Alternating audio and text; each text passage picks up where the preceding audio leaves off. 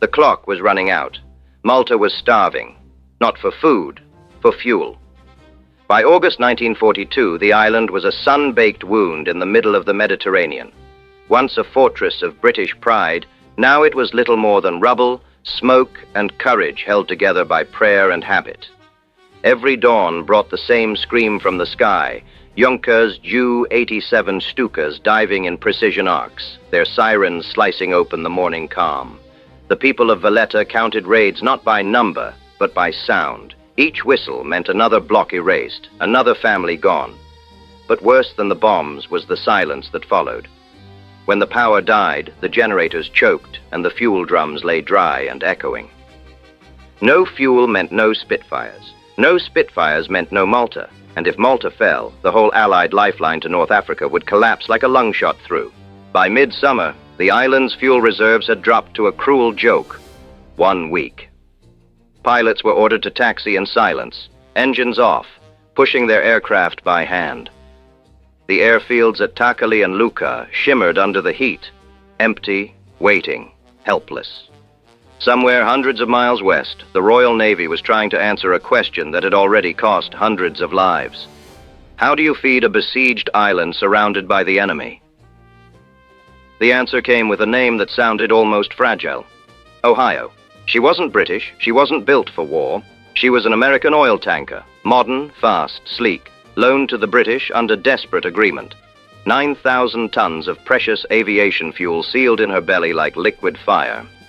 Her mission: break through the Axis gauntlet and breathe life back into Malta. The plan was codenamed Operation Pedestal. A convoy of 14 merchant ships and a heavy escort of battleships, carriers, and destroyers, nearly the largest naval gamble since Dunkirk. The route was a death corridor, from Gibraltar east across the narrow waist of the Mediterranean, through seas owned by German and Italian bombers, torpedo boats, and U-boats waiting like sharks. Everyone knew the odds. Few expected to return. On August 10th, 1942, Ohio left Gibraltar's shadow under a bruised sunset. Her decks shimmered with heat and the smell of fuel. The crew moved quietly, each man knowing what one spark could do. Above them, Carrier Eagle launched her fighters into a sky already humming with distant engines. The men of Malta would later say they could feel it, somewhere far beyond the horizon, the sound of hope leaving port. But before Ohio could bring salvation, she'd have to survive the gauntlet, and the sea was already whispering her name like a curse. The Mediterranean looked calm. That was the lie. At dawn on August 11th, the convoy's steel shapes stretched across the sea like a scar. Sunlight spilled over destroyers, cutting foam, their wakes sharp and white against the deep blue. The air was tense, too clean, too still, the kind of stillness that meant something was about to break. The men on Ohio didn't talk much. They could feel it. The hum beneath their boots, the nervous rhythm of engines holding steady at 15 knots. Every man had been briefed. Stay the course, no matter what happens. The tanker carried the heartbeat of Malta, and if she went down, the island's pulse would stop. Then, at 1:15 p.m., the calm cracked. A shout went up from the destroyer Ledbury. Black dots in the distance, growing, dozens of them. German Junkers 88s and Italian Savoia Marchetti torpedo bombers, sleek predators, flying low over the waves. The air filled with the drone of engines and the shriek of alarms. Men scrambled to their battle stations. Every gun on every ship turned skyward. Then the first attack came. The carrier Eagle, majestic and slow-moving, took 4 torpedoes in quick succession. The sea erupted. Her deck rolled, split, and began to sink. Within minutes, she was gone. 900 men thrown into the oily water. The convoy barely slowed. There was no room for mourning. The message was clear. No one was safe. Ohio's captain, Dudley William Mason, stood on the bridge, jaw set, hands steady. He'd already seen what torpedoes did to a ship full of fuel. They didn't just sink. They vanished in fire. "Keep her steady," he told the helmsman. "We're not zigzagging yet. Not till they're on top of us." It was madness, but Mason understood psychology as well as seamanship. Zigzagging too early meant panic, and panic meant mistakes. The crew needed rhythm, focus, something to cling to. Bombs began to fall, geysers of white spray rising higher than masts. The sound hit like physical force, a thunder that rattled bones and shook loose every nerve. Ohio's gunners fired until the barrels smoked, the air filled with tracer lines and burning oil. One bomber went down in flames, but 3 more swept in behind it, low and fast. "Brace!" The first near miss slammed into the sea 50 yards off her starboard bow. The shockwave tore through the hull, knocking men flat. The second bomb struck closer, blowing out part of the engine room bulkhead, flooding the bilges and rupturing one of the fuel lines. The ship shuddered but didn't stop. "Engines holding!"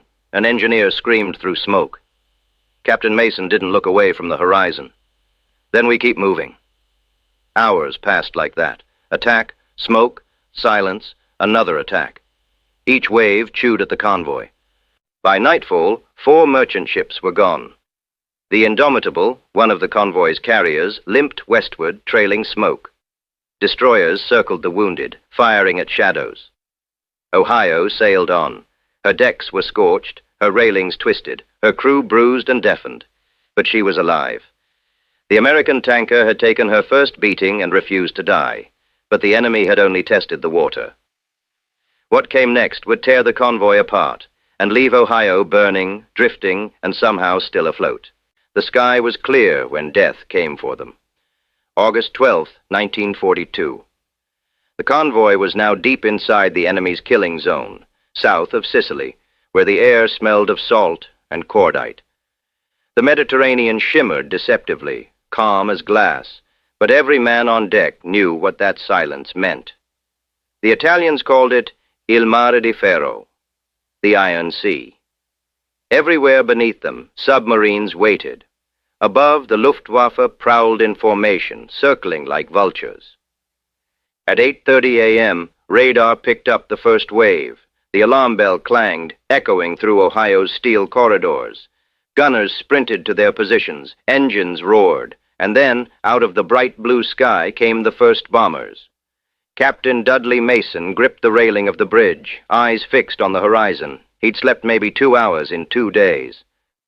The heat was suffocating, the air thick with the stench of oil and sweat. "Keep her steady," he said again. "They'll come low." And they did. The first bomb exploded close, too close.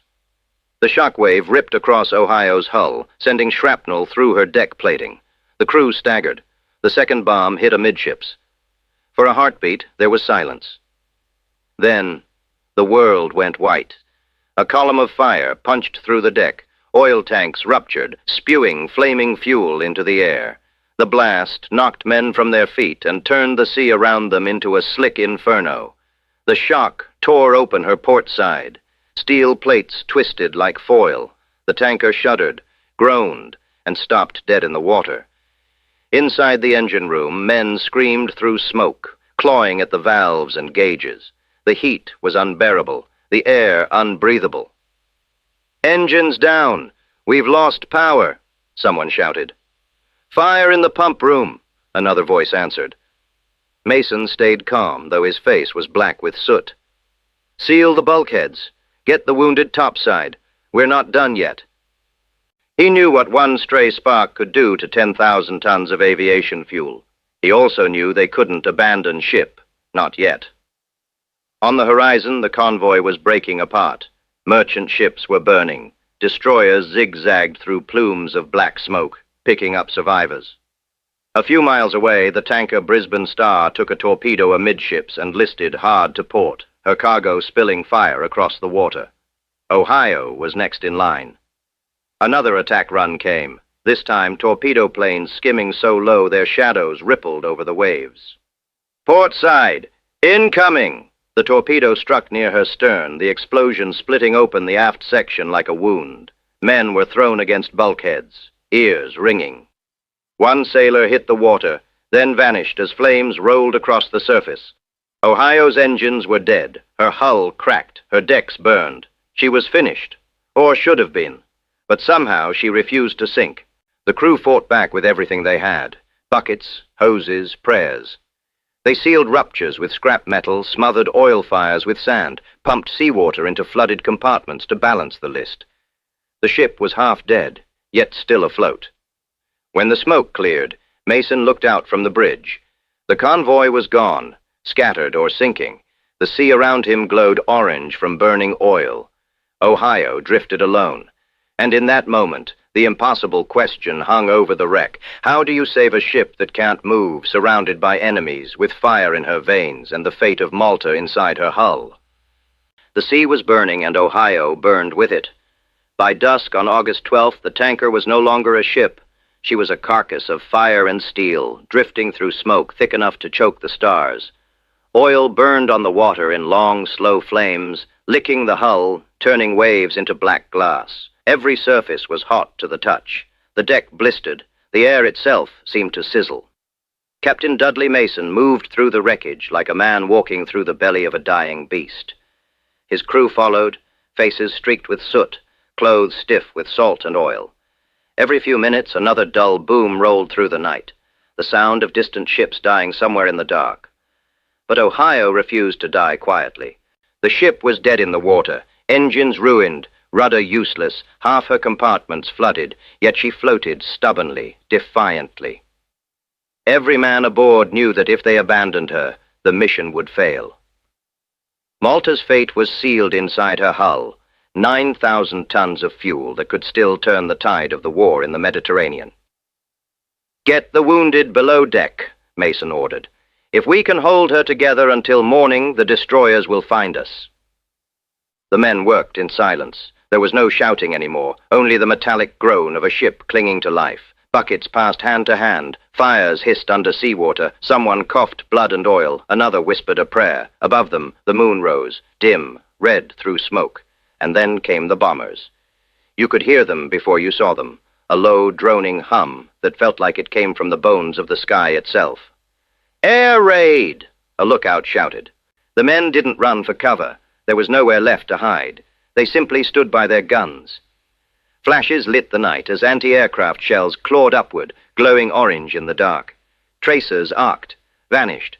The first bomb missed, close enough to send a wall of spray crashing over the deck. The second hit the bridge. Mason was thrown flat, his ears ringing, blood in his mouth. The blast tore open the deckhouse and killed half the bridge crew instantly. The tanker listed, groaning like an animal in pain. When Mason stood again, the compass was gone, the wheel destroyed. Flames licked the chart table. But the captain was still alive, and that meant the ship still had a chance. "Pump the water out of the port tanks," he rasped. "If we lose balance, she'll roll." They worked all night, men covered in burns and bandages, crawling through smoke, dragging hoses through wreckage. A few jumped into the sea to cool their wounds, then climbed back up the ropes to keep fighting. By dawn, the horizon glowed with more than fire, the faint gray light of survival. The air raids had moved east. The sea was eerily still, and in that silence, Ohio floated, half submerged, blackened, steaming, but upright. At first light, shapes appeared on the horizon, destroyers, British flags snapping in the wind. But the rescue that came for Ohio would become its own battle, and the sea was not done with her yet.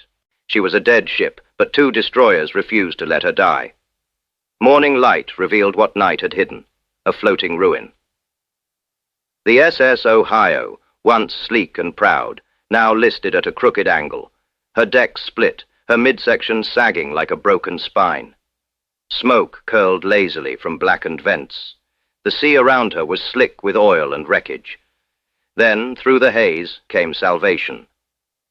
2 British destroyers, HMS Ledbury and HMS Penn, cutting through the oil-stained water, their crews leaning over the rails, staring in disbelief. They'd been ordered to find survivors, but instead they found a miracle still floating. "Good God," a sailor whispered, "she's still afloat." But Ohio wasn't moving. She couldn't. Her engines were gone, her rudder jammed, her steering gear mangled beyond repair. She was a lifeless giant, drifting wherever the wind decided. Captain Mason climbed to the ruined bridge, waving a smoke signal. When the destroyers drew near, their commanders radioed him. "Can you make steam?"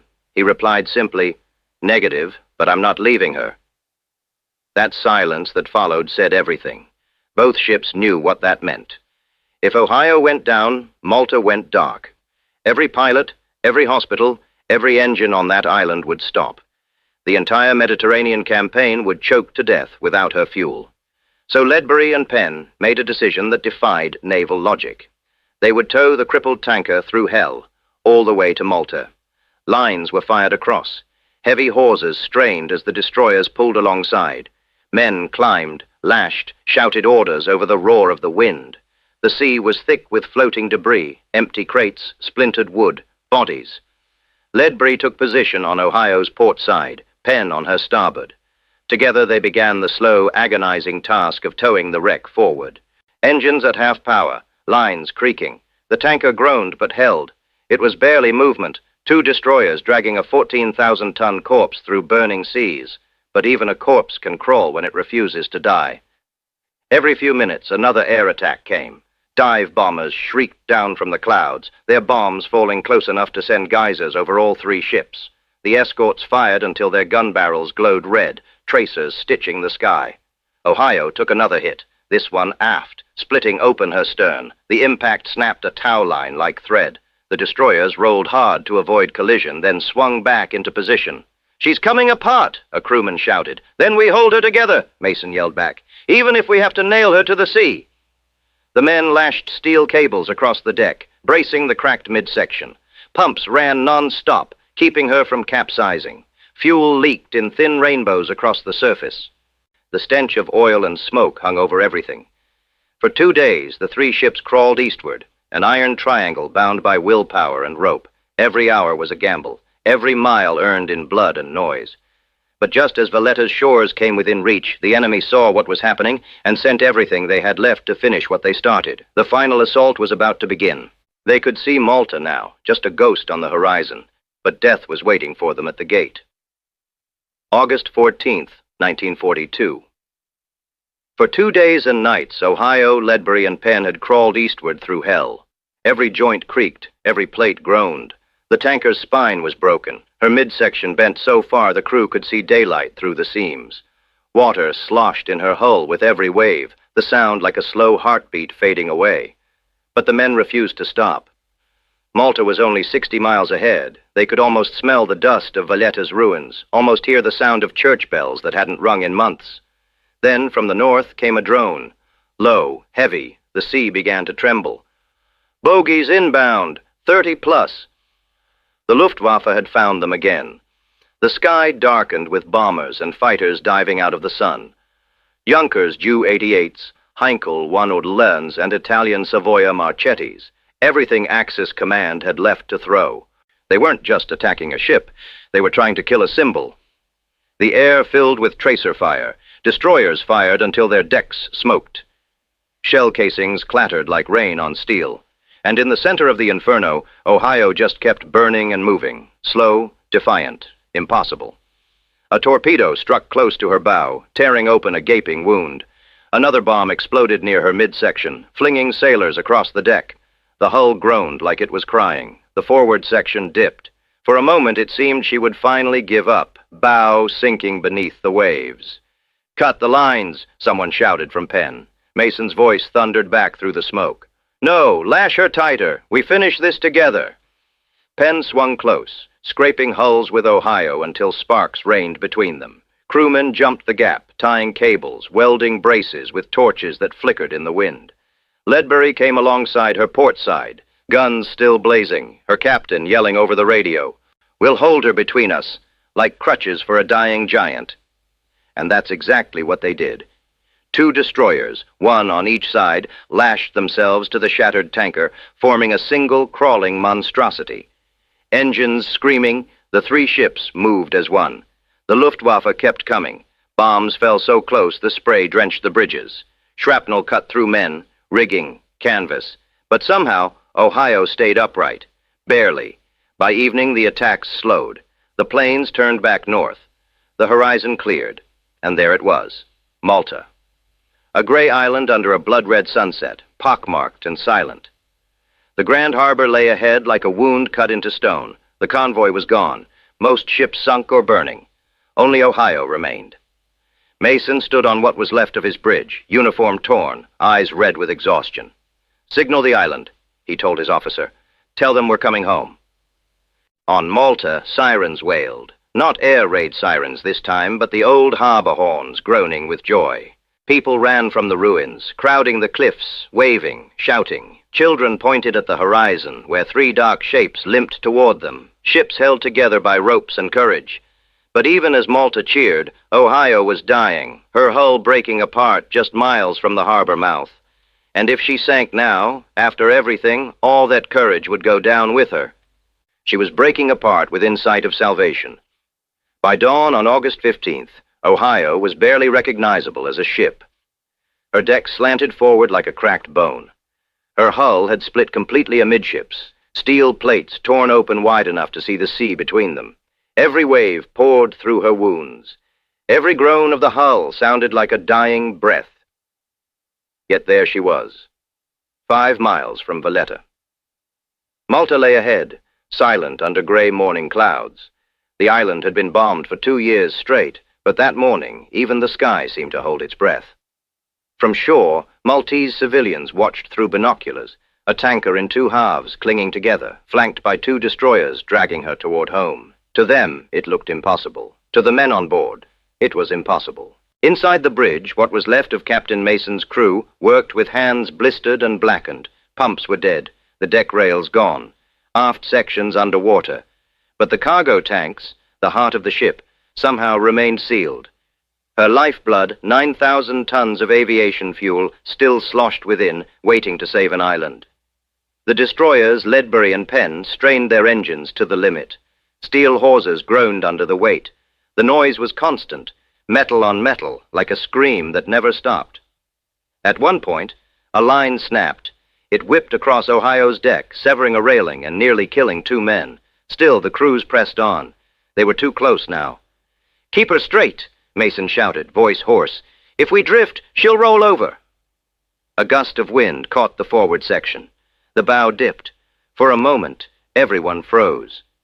Then, from Ledbury, came a shout. "We'll take her weight. Hold on, lads." The destroyers adjusted course, pulling tighter. They weren't towing a ship anymore. They were dragging a corpse through the sea, a corpse that refused to lie down. Hours passed like minutes. Malta's cliffs grew larger, the harbor mouth visible through smoke and haze. A British observation post flashed a signal. "Welcome home, Ohio." The message rippled across the island. Men, women, and children climbed onto rooftops, hilltops, bomb craters, cheering, waving flags, tears streaking through the dust on their faces.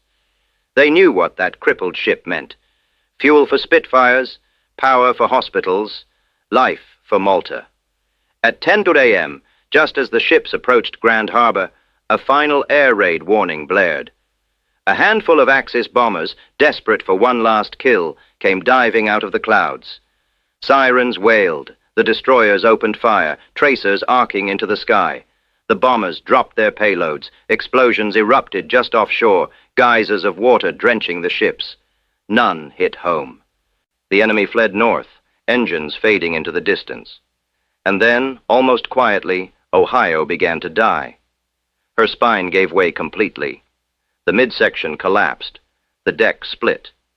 Men leapt across the widening gap, dragging hoses and cables, trying to hold her together for just a few more minutes. Mason stood in the wreckage, refusing to leave his post.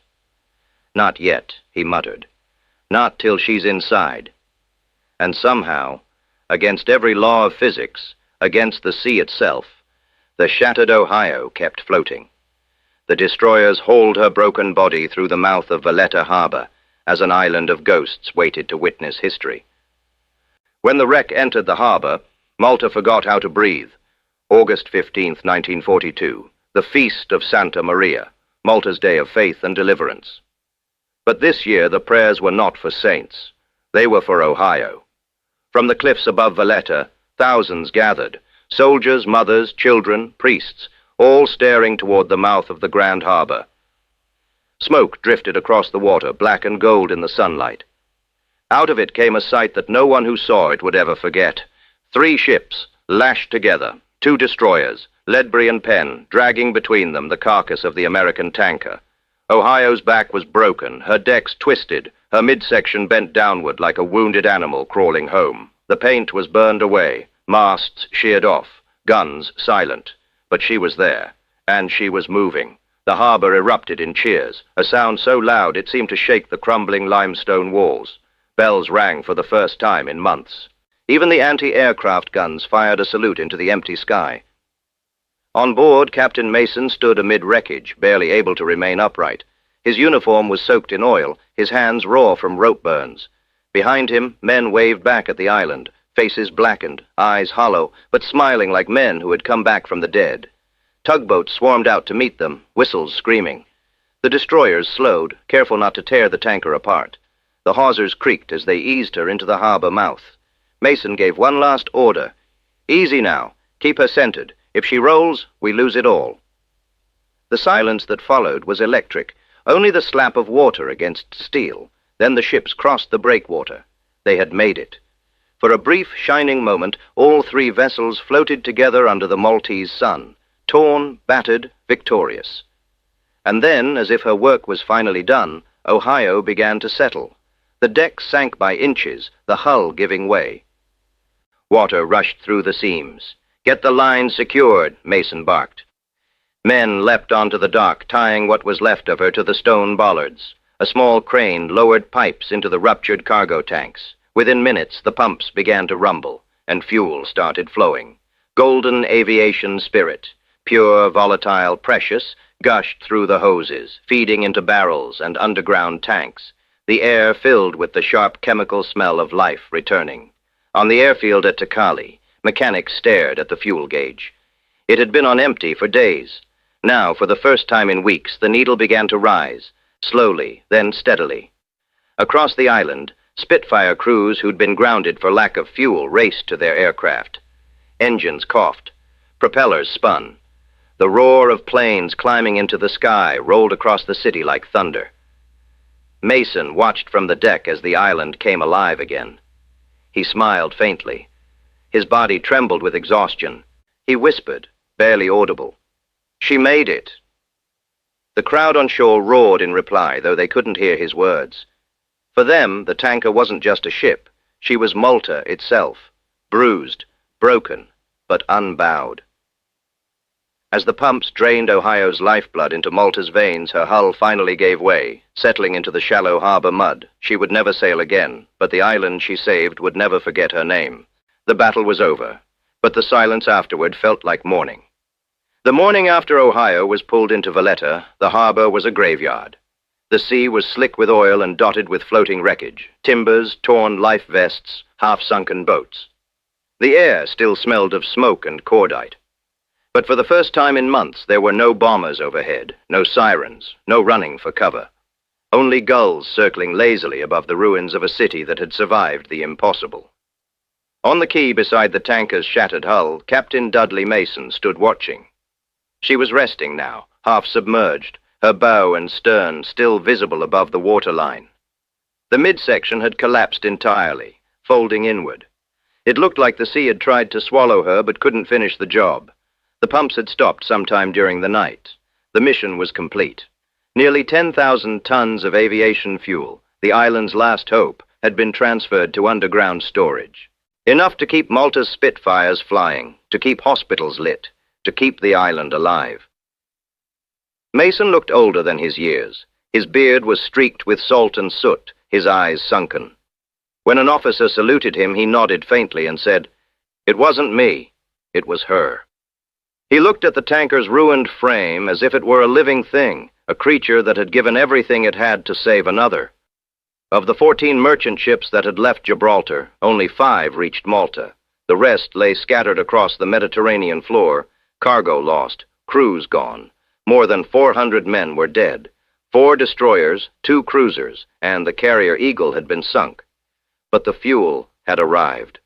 That was all that mattered. Without Ohio, the island would have fallen within weeks. Instead, the RAF's Spitfires roared back into the sky the next morning. They hunted bombers over the sea, cutting down German and Italian formations before they could reach the island. By the end of September, Axis Command halted their daily raids. The siege of Malta, 2 years of unbroken terror, was ending. Winston Churchill later wrote, "The arrival of Ohio was a turning point. Malta was saved, and with it, the central Mediterranean." The island awarded the George Cross to its people for bravery. Captain Mason received the George Cross as well, the highest civilian award for gallantry, but he never spoke much about it afterward. When reporters asked how he'd done it, he simply said, "I just refused to give up." Ohio was patched up enough to float as a fuel hulk for a few months, her decks serving as a memorial. Children from the island would climb her battered side and lay flowers in the cracks of her hull. Sailors from every ship in the harbor came to stand on her deck in silence. To them, she wasn't a tanker anymore. She was a reminder that survival itself could be an act of defiance. But Ohio's story didn't end in Malta's harbor. Even as her hull settled deeper into the mud, her legacy began to ripple outward, changing the course of the entire Mediterranean War. What began as one broken tanker became a symbol that turned a war. Malta, once starving and silent, was alive again. By September 1942, aircraft buzzed from its runways daily. Spitfires, Beaufighters, Blenheims, all fueled by the spirit of a ship that refused to sink. Every takeoff carried the sound of Ohio's sacrifice in its engines. The convoy's success was not just a tactical victory, it was a message carved in steel and courage. Malta would not fall. Before Ohio's arrival, the Allies were losing the Mediterranean. Rommel's Africa Corps pushed relentlessly toward Egypt, fueled by supplies from Italy. Malta, the only Allied base between Gibraltar and Alexandria, was supposed to be the dagger aimed at the Axis supply lines, but without fuel, it had become little more than a wounded outpost. Then Ohio arrived, and everything changed. Within weeks, Allied planes from Malta began hammering Axis convoys bound for North Africa. Bombers struck fuel ships near Tobruk and Benghazi, cutting Rommel's supply lines to a trickle. The Desert Air Force, refueled and rearmed, gained the sky over the Sahara. By October, Montgomery's Eighth Army was preparing its counterattack at El Alamein, and the planes, softening up Rommel's supply chain, had all launched from the island Ohio saved.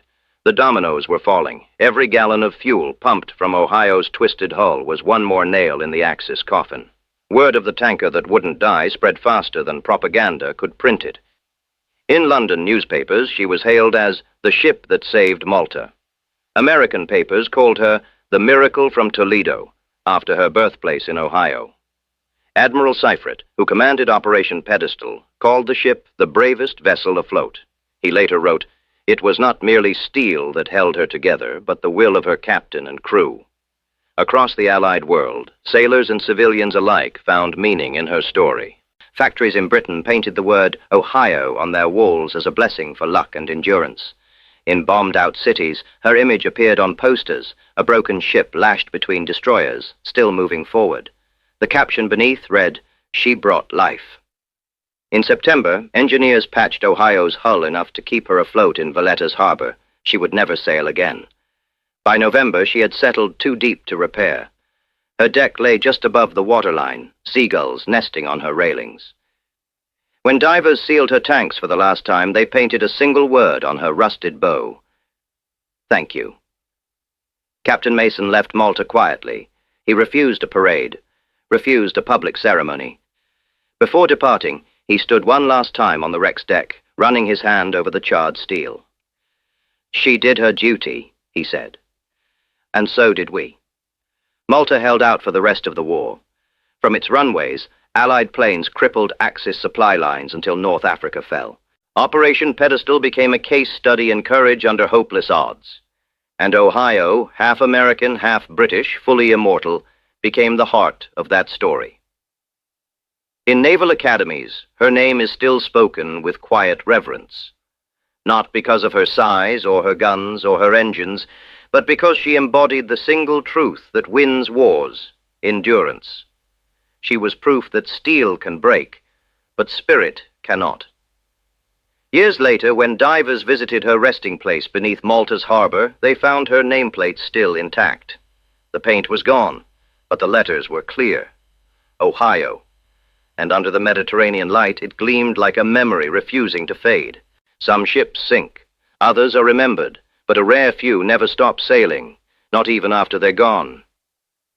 The war moved on, but in Valletta, the wreck of Ohio remained. She sat half buried in silt, her bow and stern rising just above the waves like two broken arms still reaching for daylight. Fishermen passed her every morning. Children played on the shore and pointed at her silhouette, whispering stories their parents had told them. That one saved us. The people of Malta never forgot. In 1943, when Allied troops stormed North Africa and turned the tide of the war, the island sent out a radio message that simply said, "Toledo's ship still watches over us." It was heard in London, and men who'd served on her smiled through tears. Captain Dudley William Mason went home to England after the war. He was awarded the George Cross, one of only a handful of merchant seamen to ever receive it. But Mason avoided fame. When journalists asked him for speeches, he declined. He didn't see himself as a hero. In one rare interview, he said quietly, "The real hero was the ship. She took more punishment than any human could and kept going. We just followed her lead." He lived a quiet life afterward, never seeking attention. But every year on August 15th, he would pause whatever he was doing and look out toward the horizon. His wife once asked what he thought about. He answered, "I think about her deck under my boots, and the sound of the sea refusing to let her go." By the 1950s, what remained of Ohio's hull had been dismantled for scrap. But before the last plates were removed, Maltese dockworkers cut out her nameplate and mounted it on a stone plinth near the harbor mouth. It's still there today, dark with rust but untarnished by time. Tourists walk past it without realizing what it cost to earn that word. But the old sailors know. They stop, touch the iron letters, and whisper, "Welcome home." Malta built a new generation of tankers and fuel depots in her honor. One was christened Ohio II, launched in 1946, carrying the same crest and motto, "Ad astra per aspera," to the stars through hardship. Decades later, historians would call Operation Pedestal one of the most daring convoys ever attempted. But for the men who lived it, it wasn't a story about tactics or glory. It was about endurance, about ordinary sailors who decided that if they couldn't win, they'd at least outlast the sea. Ohio's journey, from Toledo's shipyard to Malta's harbor, became a legend not because she survived, but because she showed what survival costs. Steel can crack, men can break. But courage, once lit, burns longer than fire. Imagine it now, the grand harbor at sunset, the water calm, and beneath it the ghost of a tanker sleeping in the silt, the ship that wouldn't die. Above her, Malta's skyline glows gold in the evening light. Church bells ring again. Somewhere, a Spitfire engine starts, a faint echo of the roar that once meant life, and in that sound, you can still hear her heartbeat, steady, relentless, eternal, the tanker that wouldn't die, Ohio to Malta, 1942. Because sometimes the bravest thing a ship can do is simply refuse to sink.